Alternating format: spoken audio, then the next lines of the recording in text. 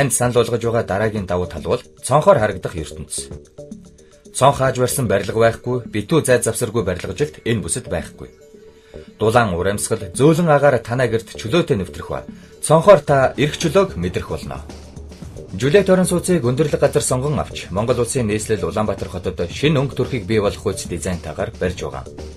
Энэхүү орон сууцыг бид барихдаа зориудаар өндөрлөг газар сонгосны учир нь нэг талаас оршин суугчтай, бусдаас илүү чанартай, нэр хүндтэй газар амьдарч байгааг тодотгож өгөх гэсэнтэй холбоотой.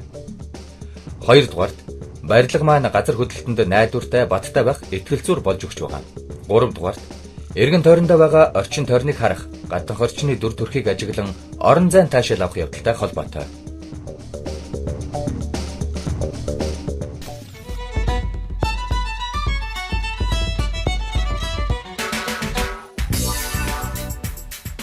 Танд санал болгох удаах давуу тал нь байршил.